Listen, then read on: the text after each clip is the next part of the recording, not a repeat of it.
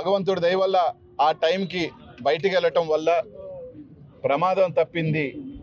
లేకపోయి ఉంటే ఖచ్చితంగా ఈరోజు ఒక పెద్ద ఘటన నిన్న రాత్రి జరిగి ఉండే పరిస్థితి. ఎందుకంటే ఒక 200 మంది తాగి గంజాయితో ఒక ఇంటి మీదకి పోయారు అంటే, అది 8:30-9 ప్రాంతంలో వెళ్ళారు అంటే తప్పకుండా ఇది దొమ్మి కాదు, ఇది ఖచ్చితంగా ఒక హత్యా ప్రయత్నం కార్యక్రమం అని ఈరోజు మేమందరూ కూడా ఆ వీడియోలు చూసిన తర్వాత నిజంగానే మా అందరికీ కూడా నెల్లూరు జిల్లాలో ఇట్లాంటి అరాచక రాజకీయాలు పొద్దున్నుంచి చూస్తూ ఉన్నాం. మహిళల్ని కించపరిచిన వల్ల అంటే ఒకవేళ మీరు నిజంగా ప్రసన్న కుమార్ రెడ్డి తప్పు మాట్లాడాడని మీరు భావిస్తే, నిజంగా మీరు ప్రసన్న కుమార్ రెడ్డి మాటల వల్ల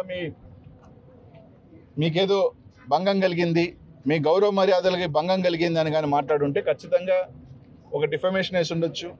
చట్టపరంగా దానికి ఏదైనా కేసులు పెట్టాలంటే కేసులు పెట్టి ఉండొచ్చు. కానీ ఇట్లాంటి ఒక కార్యక్రమం ప్రసన్న మాట్లాడింది ఏంటి?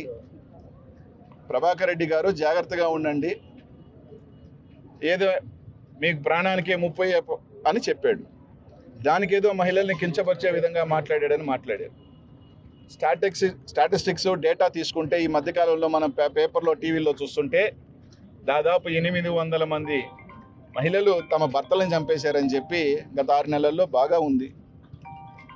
ఇట్లాంటి క్రైమ్ జరుగుతూ ఉంది, అన్నీ కూడా జరుగుతూ ఉన్నాయి. అందులో భాగంగా జాగ్రత్తగా ఉండమని చెప్పాడే కానీ దాంట్లో తప్పే ఉందో నాకు తెలియట్లా. తానుకున్న ప్రకారము చెప్పాడు. దాన్ని పట్టుకొని మీరు మాట్లాడిన దానికన్నా మహిళలని, మీరు అవహేళనగా మాట్లాడిన మహిళల కన్నా, రోజమ్మ గురించి మాట్లాడిన దానికన్నా ఎన్నో ఉన్నాయి, సంఘటనలు ఉన్నాయి. నిజంగా మీరు బాధపడితే కేసు కట్టుకోవాలి, లేదంటే పోయి డిఫమేషన్ వేసుకో. అంతేగాని ఒక మనిషిని చంపేయాలని ఒక ఆలోచన నెల్లూరు జిల్లాలో రాజకీయాలలో గతంలో అందరూ విమర్శించుకున్నా ఎప్పుడు కూడా ఇట్లాంటి సంఘటనలు జరగలేదు. లేదు మేము భయాన్ని దృష్టి చూపించాలనుకుంటున్నాం ఈ జిల్లాకి కూడా. నెల్లూరు జిల్లాలో కూడా ఇంక్లూడింగ్ చాలామంది చెప్తారు రాయలసీమ ఫ్యాక్షన్ చేసినా కూడా గేటు బయట జరిగినాయే కానీ ఫ్యాక్షన్ మాటలు కానీ ఫ్యాక్షన్ రాజకీయాలు కానీ ఇళ్లల్లోకి వచ్చి ఈరోజు ఒకటి అడుగుతూ ఉన్నాం మేము. నిన్న ప్రసన్న లేడు కానీ నల్లపురెడ్డి శ్రీనివాసులరెడ్డి గారి సతీమణి ప్రసన్న గారి తల్లి ఉన్నారు. దాదాపు 80 పైచీలకైన వయసు పడిపోయిన పెద్ద ఆమె. 200 మంది మీరు కత్తులతో గడ్డపారలతో సుత్తులతో వెళితే ఆ వయసులో షాక్కు గురయ్యో లేకపోతే ఇంకొకటి ఏమైనా అయ్యో ఆమెకి ఏమైనా ప్రమాదం జరుగుతుంటే ఎవరు బాధ్యులు? దీనికి సంబంధించి మేము ఒకటే డిమాండ్ చేస్తున్నాం. దీనికి సంబంధించి ఖచ్చితంగా కోవూరు శాసనసభ్యురాలు ప్రశాంత్ రెడ్డి గారు, నెల్లూరు పార్లమెంట్ సభ్యుడు వేమిరెడ్డి ప్రభాకర్ రెడ్డి గారి మీద, అలాగే దీనికి సంబంధించిన అనుచరుల మీద ఎవరైతే పాల్గొన్నారో 150 మంది కానీ ఎవరైనా కానీ ఖచ్చితంగా హత్యాయత్నం కేసు నమోదు చేయాల్సిందే. ఈరోజు మా వాళ్ళని వైసీపీ కాంగ్రెస్ పార్టీ వాళ్ళు ఎక్కడెక్కడ సంబంధం లేని వాళ్ళని కూడా తీసుకొచ్చి మర్డర్ కేసులో అటెంప్ట్ మర్డర్ కేసులో పెడుతున్న మీరు ఈరోజు ఒక డైరెక్ట్గా ప్రోద్బలం చేసి ఈరోజు చేస్తున్న మేము వాళ్ళ మీద ఎందుకు హత్యాయత్నం కేసు పెట్టకూడదు? ఈరోజు ఆయన ఉంటే ఖచ్చితంగా అదే కదా జరిగేది. తప్పకుండా పోలీసు మేము ఒకటి అడుగుతూ ఉన్నాం. ప్రజలు చూస్తూ ఉన్నారు, ఈ జిల్లాలో ఉన్న రాష్ట్ర ప్రజలందరూ కూడా చూస్తూ ఉన్నారు ఇట్లాంటివి జరిగినాయా లేదా అని అందరూ గమనిస్తూ ఉన్నారు. అంటే మేము ఎవరైనా ఏమైనా మాట్లాడచ్చు. ఒక మహిళగా నువ్వు సంవత్సరం నుంచి ప్రసన్న కుమార్ రెడ్డిని ఏమైనా మాట్లాడచ్చు, అవినీతిని ఏదైనా నోటికి వచ్చినట్టు మాట్లాడచ్చు, పిహెచ్డీలు అనొచ్చు, రకరకాలు మాట్లాడచ్చు. అదే ప్రసన్న కుమార్ రెడ్డి పిహెచ్డీ మాట్లాడితే ఒక మహిళను అగౌరవపరిచినట్ట అని అడుగుతా. కాబట్టి ఇది ఖచ్చితంగా మేమందరం ఒకటి అడిగేదే, వైఎస్ఆర్ కాంగ్రెస్ పార్టీ పక్షాన అందరం కూడా ఈరోజు ఆ కుటుంబానికి అండగా ఉంటూ తప్పకుండా దీని మీద జిల్లా ప్రజలందరూ కార్యకర్తలని అభిమానులని అదుపు చేయలేక ఆమె కన్నా ఎక్కువ అభిమానులు చాలా మంది ఉన్నారు అందరికీ కూడా.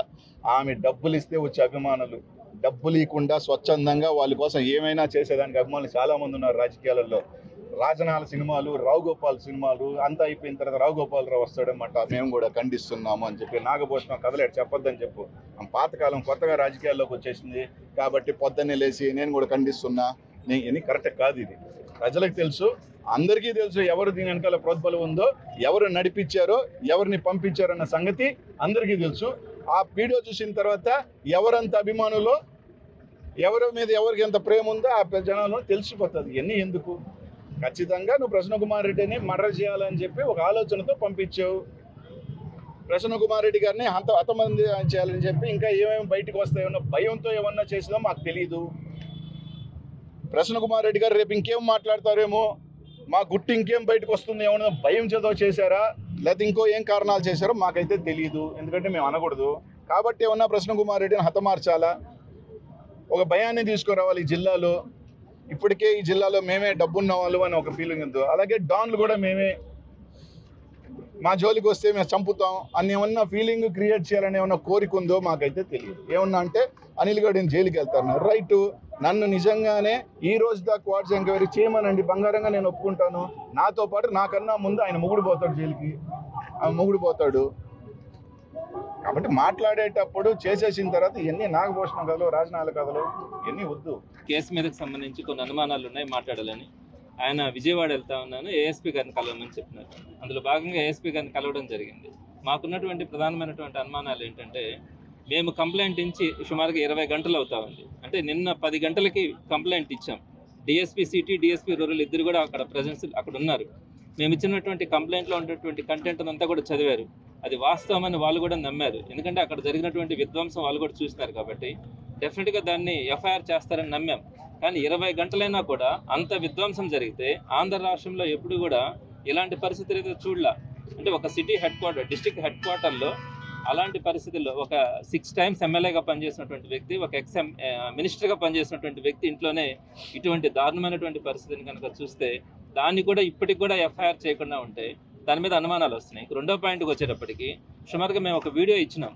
ఆ వీడియోలో 7:30 ఆ సమయంలో 200 మంది లోపలికి వెళ్ళి మొత్తం విధ్వంసం చేసి అక్కడ పెట్రోల్ పోసి కొంత భాగాన్ని తగలబెట్టి వాళ్ళందరూ కూడా బయట వస్తామన్న సమయంలో పోలీసులు లోపలికి ఎంటర్ అవుతా ఉన్నారు. పోలీసులు లోపలికి ఎప్పుడైనా కూడా పోలీస్ అన్నది ఒక విధ్వంసం జరుగుతూ ఉన్నప్పుడు కనీసం ఒక్కనైనా పట్టుకునే దానికి ప్రయత్నించాలా. అలా పట్టుకుంటే ఎవరెవరు వచ్చినారు, వాళ్ళని ప్రోద్బలం చేసి పంపించింది ఎవరు అనే ఇన్ఫర్మేషన్ కలెక్ట్ చేయొచ్చు. కానీ అక్కడ కళ్ళ ముందు కనపడుతుంది కార్ని మొత్తం పగలగొట్టడం కానీ, ఇంట్లో విధ్వంసం చేస్తున్నారని కానీ, ఆ విధ్వంసం చేస్తున్నట్టుగా వాళ్ళకి కంప్లైంట్ వస్తే ఆ పోలీస్ అంతా కూడా అక్కడికి రావడం జరిగింది. వీళ్ళు లోపలికి వెళ్ళేటప్పుడు అక్కడ తగలబెట్టే సందర్భం కూడా కనపడతా ఉంది. అలాంటి సమయంలో వాళ్ళంతా వెళ్ళిపోతా ఉంటే వీళ్ళు ఏదో గెస్ట్లు కదా లోపలికి వెళ్ళినట్టుగా పోలీస్ డిపార్ట్మెంట్ వాళ్ళు లోపలికి వెళ్తున్నట్టుగా ఆ వీడియోలో ఉంది. సో ఆ వీడియోని కూడా ఇవ్వడం జరిగింది. ఏఎస్పీ గారు కూడా నేను చూడలేదని చెప్పినప్పుడు ఆ వీడియోని ఇవ్వడం జరిగింది. ఎక్కడైనా మీరు చూసినారా? పోలీసులు ఒక విధ్వంసం జరుగుతూ ఉన్నప్పుడు, అక్కడ విధ్వంస కారులు ఉన్నప్పుడు పోలీసులు అక్కడికి వెళ్ళి వాళ్ళు వెళ్తూ ఉంటే కామ్గా వెళ్ళి వస్తూ ఉంటే కామ్గా అక్కడి నుంచి చూస్తూ ఉన్నారంటే దాన్ని ఏ విధంగా అర్థం చేసుకోవాలా? సో ఇది ఒక అనుమానం. రెండో అనుమానం.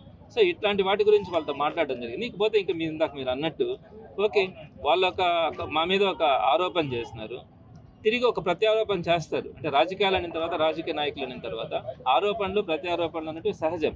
మరి ఒక ఆరోపణ చేసినప్పుడు ఇటు పక్క నుంచి మీరు దాన్ని ప్రజాస్వామ్యంలో ప్రజల ముందుకు తీసుకెళ్ళండి. అది తప్పని చెప్పగలగండి. లేదనుకుంటే డిఫమేషన్ వేయండి. లేదనుకుంటే మీకు రెడ్ బుక్ రాజ్యాంగం ప్రకారం కేసులు పెట్టండి. సోషల్ మీడియాలో ఒక చిన్న బిల్లు పెడితేనే మీరు కేసులు పెట్టి లోపల పెడుతున్నారు కదా. మరి ఇలాంటి విధ్వంసం చేసినప్పుడు ఇందాక మీరు అన్నారు అభిమానులని కంట్రోల్ చేయలేకపోయినారని. మరి ప్రసన్న కుమార్ రెడ్డి గారి అభిమానులు ఈ రోజు ఎంత విధ్వంసం జరిగిన తర్వాత వీళ్ళు వెళ్ళి అక్కడికి వెళ్ళి ఇంకొంచెం ఎక్కువ అఫెన్స్ చేస్తే ఏ విధంగా వెళ్ళినట్టు? ప్రజాస్వామ్యంలో మనం వీటన్నిటిని ఏ విధంగా తీసుకోవాలా? సో టోటల్గా చూస్తే ఈ గవర్నమెంట్ వచ్చిన తర్వాత ఎవరైనా కూడా ఒక పద్ధతి అయినోడు రాజకీయాల్లో ఉండాలంటే ఎందుకు ఇప్పేడా అనే పరిస్థితిని వీళ్ళు ఈరోజు క్రియేట్ చేస్తూ ఉన్నారు. ఇది అసలు గౌరవం కాదు. ఒక నెల్లూరులోనే కాదు, ఆంధ్ర రాష్ట్రంలోనే ఎప్పుడు కూడా ఎక్కడ జరగనటువంటి పరిస్థితిని మనం చూస్తూ ఉన్నాం. ఇది ఒక బ్లాక్ డేగా అని అనుకుంటా ఉన్నాం. సో ఇది కనుక వీళ్ళు కనుక ఎఫ్ఐఆర్ చేసి దాన్ని కనుక పూర్తి స్థాయిలో కనుక ఎంక్వైరీ చేయకపోతే వైఎస్ఆర్సీపీ స్టేట్ వైడ్గా ఈ ఇష్యూని అయితే మాత్రం ఖచ్చితంగా ముందుకు తీసుకెళ్లి గట్టిగా దీని మీద ఫైట్ చేయడం కూడా జరుగుతుంది. తెలుగులో ఫాస్టెస్ట్ న్యూస్ ఇప్పుడు కొత్త అవతారంలో 5 సెకండ్లోనే పూర్తి వార్తా సమాచారం మీ చేతిలో.